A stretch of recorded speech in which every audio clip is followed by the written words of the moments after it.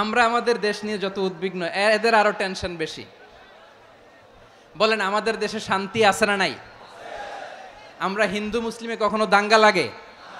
আসতে বলেন কেন লাগে? ওদের পূজা পার্বণে আমাদের মাদ্রাসার ছেলেরা যে পাহারা দেয়, চিল্লায় বলেন ঠিক কিনা? আমাদের তাফসির মাহফিলের সময় ওরা ডিস্টার্ব করেন, ঢোল বাজায় না। ওদের পূজা পার্বণের সময় আমাদের তাফসির মাহফিলের ডেট হলে আমরা চেঞ্জ করে দেই। সুবহানাল্লাহ, কি সাম্প্রদায়িক সম্প্রীতির রোল মডেল। আর ওই বাংলাদেশের ব্যাপারে তারা অনেক ডিসইনফরমেশন ছড়াচ্ছিল।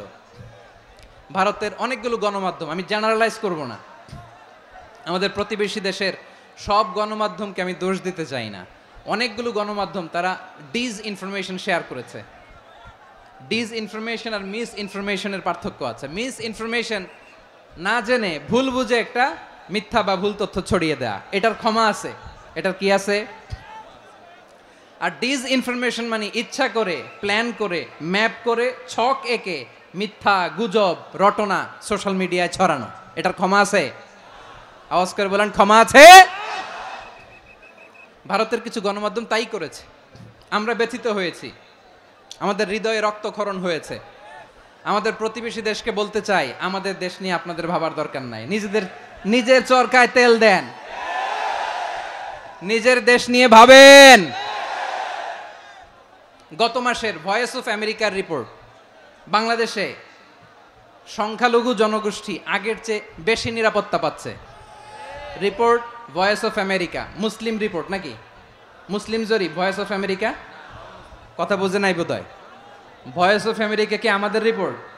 না, ভয়েস অফ আমেরিকার জরিপ, বাংলাদেশের সংখ্যালঘু জনগোষ্ঠী আগের চেয়ে ভালো নিরাপত্তা পাচ্ছে।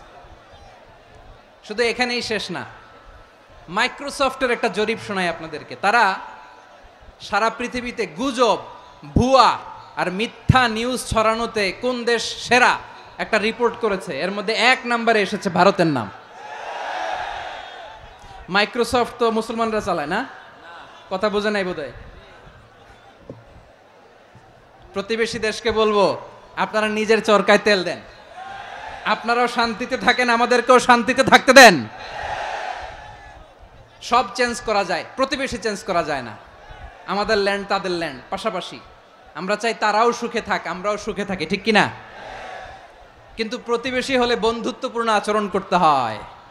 প্রতিবেশী যদি বন্ধু না হয়ে প্রভু হতে চায়, এরকম দানব প্রতিবেশী কেউ চায় না। ভারত যদি বন্ধুত্ব উপহার দেয়, আমরাও বন্ধুত্ব দিব, কি বলেন? তারা যদি বন্ধুসুলভ আচরণ করে, আমরাও বন্ধুত্ব উপহার দেব। কারণ আমাদের পররাষ্ট্র নীতি হচ্ছে সবার সাথে বন্ধুত্ব, কারোর সাথে বৈরিতা নয়। আলহামদুলিল্লাহ বলেন, কত চমৎকার পলিসি আমাদের। আমরা নির্বিবাদী, আমরা বাংলাদেশিরা শান্তিকামী, we are proud of that. এজন্য আমরা গর্ববোধ করি। আমাদের পররাষ্ট্র নীতি সবার সাথে বন্ধুত্ব, কারোর সাথে শত্রুতা নয়। তাই প্রতিবেশী দেশকে বলবো, আমার ভাইয়েরা, আপনারাও আমাদের ভাই, বন্ধুত্ব দিলে বন্ধুত্ব পাবেন। বন্ধুত্ব ইজ ওয়েলকাম, দাদাগিরি নয়। বন্ধুত্ব ওয়েলকাম, দাদাগিরি নয়, লাউড এন্ড ক্লিয়ার। ভারত যদি বন্ধুত্ব দেখায়, বন্ধুত্ব পাবে। কিন্তু ভারত যদি বাংলাদেশে আধিপত্যবাদ বিস্তার করতে চায়, বাংলাদেশের 18 কোটি জনগণ সেটা রুখে দেবে। ভারত যদি গৌর গোবিন্দের ভূমিকায় নামতে চায়, দেশের 18 কোটি মুসলমান শাহজালালের ভূমিকায় নামবে।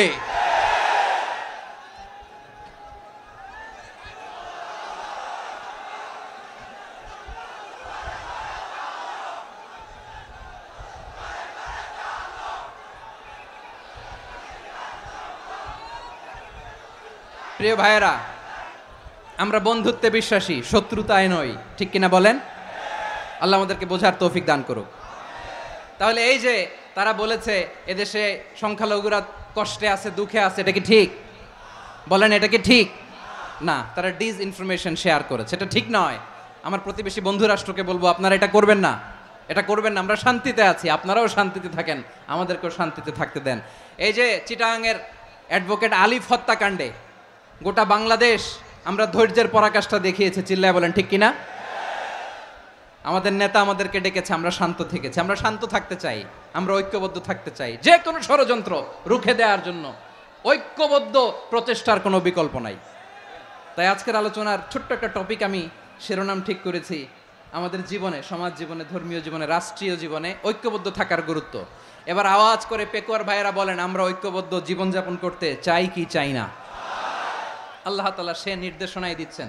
আল্লাহ তাআলা ইরশাদ করছেন, ওয়া'তাসিমু বিহাবলিল্লাহি জামিআন ওয়া লা তাফাররাকু ওয়াযকুরু নি'মাতাল্লাহি আলাইকুম إذ كنتم أعداء فألف بين قلوبكم فأصبحتم بنعمته إخوانا وكنتم على شفا حفرة من النار فأنقذكم منها كذلك يبين الله لكم آياته لعلكم تهتدون الله أكبر পড়েন।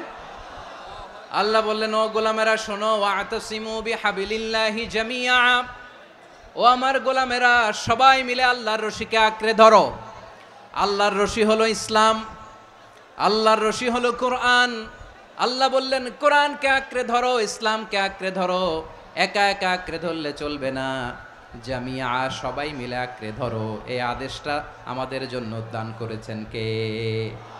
আল্লাহ তাআলার নির্দেশ, ওয়া'তাসিমু বিহাবলিল্লাহি জামিআ,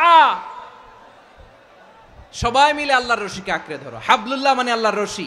হাবলুল্লাহ মানে কি? রশি। এই হাবলুল্লাহ আল্লাহর রশি বা আল্লাহর রজ্জু দ্বারা উদ্দেশ্য হচ্ছে ইসলাম। আল্লাহর রশি দ্বারা উদ্দেশ্য কি? তাফসিরে অনেক ব্যাখ্যা এসেছে। এরকম পরিস্থিতিতে তাফসিরের সূক্ষ্ম সূক্ষ্ম বিষয়গুলো আমরা শোনাতে চাই, কিন্তু পরিবেশ হয়ে ওঠে না। আল্লাহর রজ্জু বা আল্লাহর রশি দ্বারা উদ্দেশ্য হচ্ছে ইসলাম। আল্লাহর রজ্জু বা আল্লাহর রশি দ্বারা উদ্দেশ্য হচ্ছে কোরআন, কারণ কোরআন আমাদেরকে ঐক্যবদ্ধ করে, ইসলাম আমাদেরকে ঐক্যবদ্ধ করে। চিল্লায় বলেন ঠিক কিনা? এজন্য আল্লাহ বললেন, তোমরা আমার রশিকে আঁকড়ে ধরো, বিচ্ছিন্ন হয়ে না। আমার দেয়া নেয়ামতগুলো স্মরণ করো। যখন তোমরা ছিলে শত্রু, তোমাদের মধ্যে হৃদয়ে আমি আল্লাহ ভালোবাসা ঢেলে দিলাম, ফলে তোমরা সবাই ভাই ভাই হয়ে গেলে। তোমরা সবাই ছিলে জাহান্নামের কিনারায়, জ্বলন্ত অগ্নিকাণ্ডের পাশে। আমি আল্লাহ দয়া করে ঈমানের বদৌলতে তোমাদেরকে আগুন থেকে ফেরালাম। আমি আল্লাহ দয়া করে তোমাদেরকে জান্নাতের পথ দেখিয়ে দিলাম। সুবহানাল্লাহ পড়েন। এমন পথ দেখালাম যেই পথ তোমাদেরকে জান্নাতে নিয়ে যাবে, পথের দিশা তোমরা পাবে। লাআল্লাকুম তাহতাদুন। প্রিয় ভাইরা, তাহলে আমাদের যে ঐক্যবদ্ধ থাকতে হবে, এই নির্দেশটা কার? নাকি মন মতো আমি বানায় বলতেছি? আওয়াজ করে বলুন, নির্দেশটা কার? আল্লাহর। তাহলে আমাদেরকে ঐক্যবদ্ধ জীবন যাপন করতে হবে। প্রিয় ভাইরা, ইসলাম আমাদেরকে ঐক্যবদ্ধ করে। ইসলাম আমাদেরকে কি করে? সংঘবদ্ধ করে, ঐক্যবদ্ধ করে। বিচ্ছিন্ন হওয়া যাবে না।